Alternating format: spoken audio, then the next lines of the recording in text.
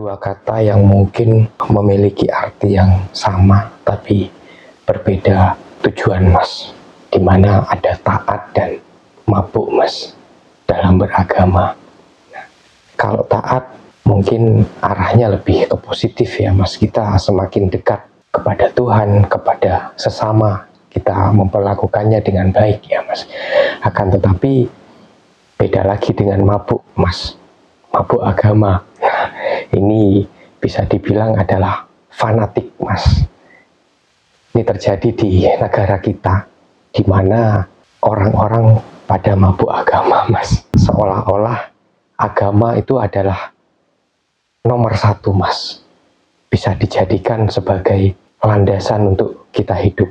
Padahal ada banyak hal lain yang mungkin jauh lebih penting daripada beragama. Kebanyakan mungkin masih sebatas berebut tentang agama saja, Mas.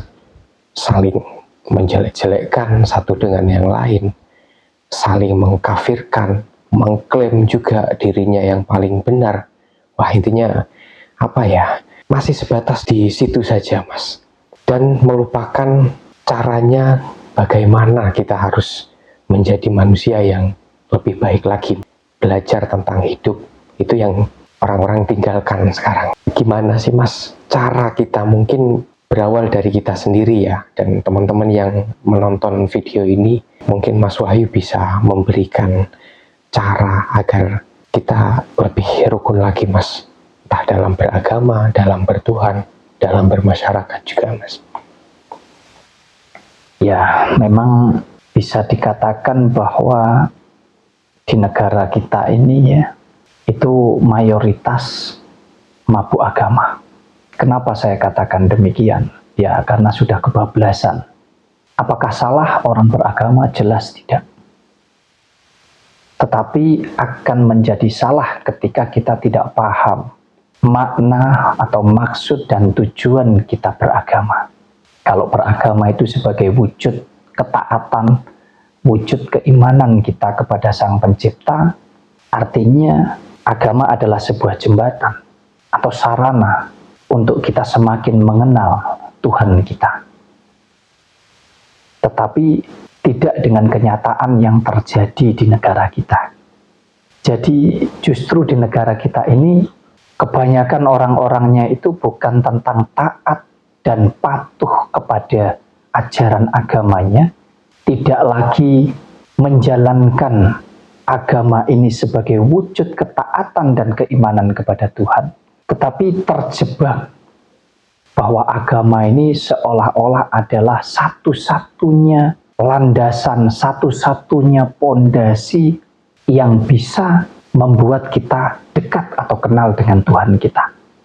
Padahal hidup ini bukanlah tentang hanya kita dengan Tuhan kita, tetapi hidup ini adalah tentang kita bisa menjalani kehidupan di jagat raya ini dengan seluruh isinya, baik dengan sesama manusia maupun dengan seluruh isi alam semesta ini. Artinya apa? Masih banyak orang-orang yang mabuk agama, bahkan berebut tentang agama, mengklaim agamanya yang paling baik, yang paling benar, sampai-sampai lupa. Mereka harus menghujat, harus bertengkar, harus menyakiti, bahkan harus saling membunuh satu dengan yang lainnya. Artinya kita jadi nggak rukun dengan sesama manusia. Nah, terus di mana letak kita beragama untuk bertuhan itu tadi? Kalau terhadap ciptaannya Tuhan saja kita nggak bisa saling menjaga dan saling merawat.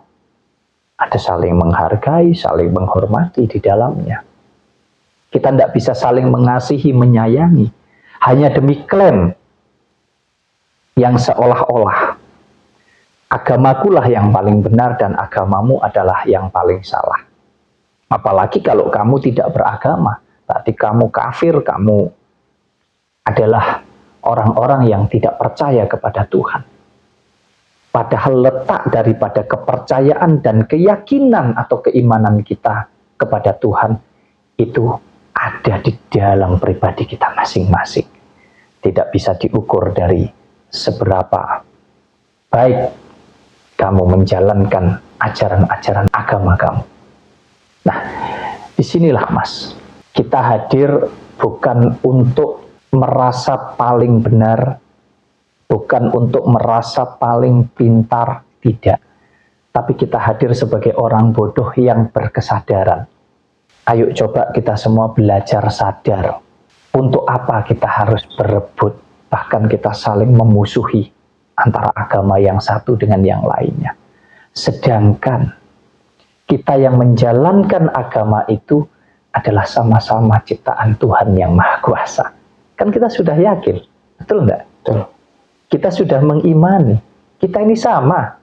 Semua ini kita berkeyakinan bahwa kita itu adalah diciptakan oleh Tuhan. Makanya kadang, jujur saja, kadang bersyukurlah kita sebagai orang Indonesia, kita punya Pancasila.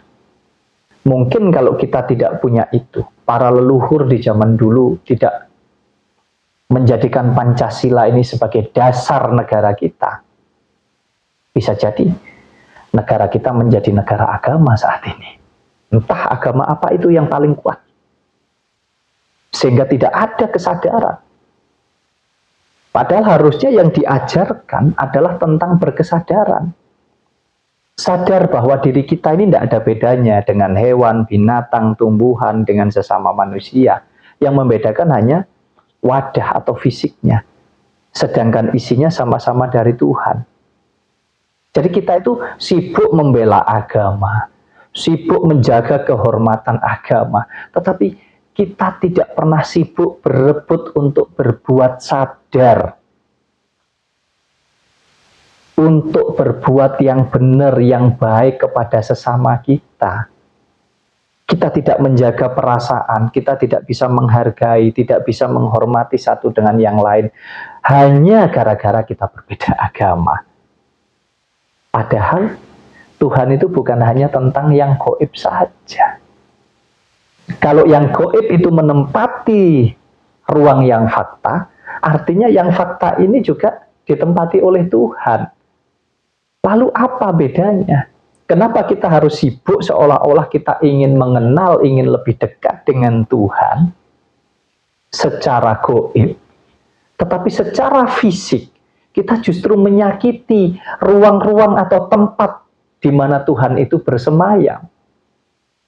Kita menyakiti satu dengan yang lain, bahkan kita saling membunuh satu dengan yang lain demi kita berebut tentang agama itu tadi. Bahkan, mohon maaf, ada agama yang sampai berani mengklaim bahwa hanya itulah agama satu-satunya yang paling benar di muka bumi ini. Dan agama yang lain salah, bahkan yang memeluk agama lain sudah pasti tidak akan mendapatkan surganya Allah, tapi mendapatkan neraka. Nah, ini kan cara berpikir atau klaim-klaim yang, mohon maaf, biarpun sudah disuratkan di kitab suci, ya. Kan pertanyaannya, apakah kitab suci itu diciptakan oleh Tuhan? Harusnya kita juga belajar sejarah. Kita belajar gali betul tentang itu. Kita tidak masuk ke sana, ya. Artinya, ayolah kita hidup rukun, saling mengasihi, saling menyayangi satu dengan yang lain, apapun perbedaan di antara kita. Jangan kemudian kita terjebak seolah-olah demi agama, demi kita menegakkan apa yang diajarkan oleh agama, demi membela agama kita, seolah-olah kita membela Tuhan. Untuk apa Tuhan harus dibela? Untuk apa agama harus dibela?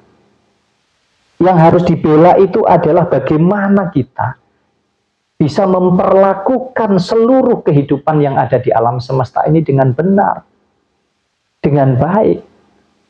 Membela saudara kita yang lagi sakit, kita bantu, kita rawat. Membela saudara kita yang lagi kelaparan, kita kasih makan. Membela alam yang butuh dirawat, kita rawat agar tidak terjadi banjir, tidak terjadi longsor. Menanam pohon itu juga bagian daripada kita bertuhan. Nah, ini bukan kesalahan agamanya, Mas. Ini adalah kesalahan kita yang tidak mau belajar lebih jauh, lebih dalam. tentang kesadaran itu sendiri. Makanya ya wajar kalau di negara kita ini miris, ya.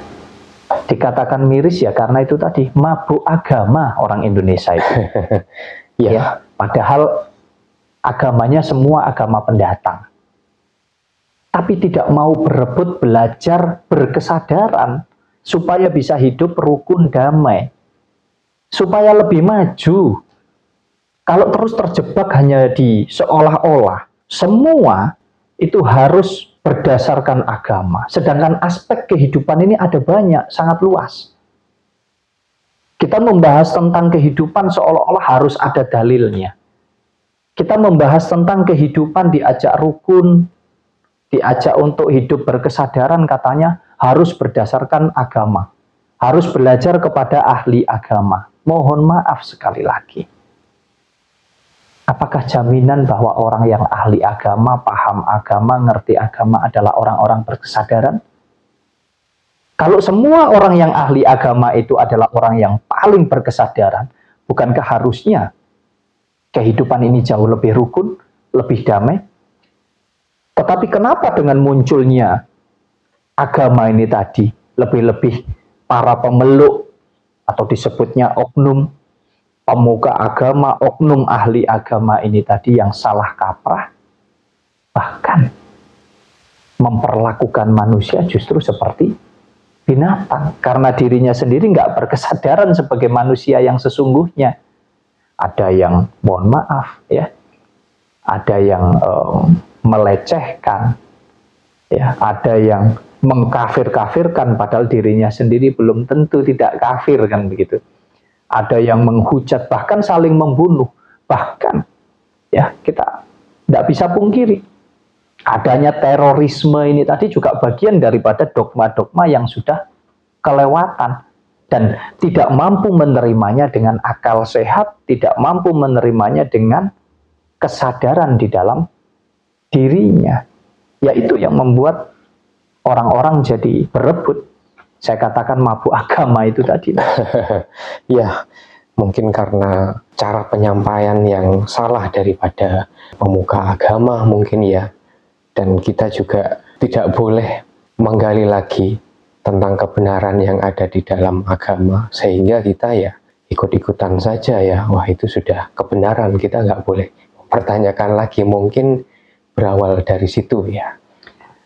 Ya bisa dikatakan gini loh, kita tidak bisa hanya menyalahkan para pemuka agama saja, tidak ya, tapi mereka harusnya bisa menjadi panutan, bisa menjadi tokoh yang tentu memiliki peran yang besar di dalam kehidupan bermasyarakat, berbangsa dan bernegara ini.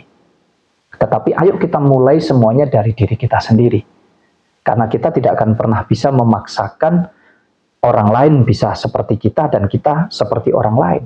Artinya berkesadaran saja dulu.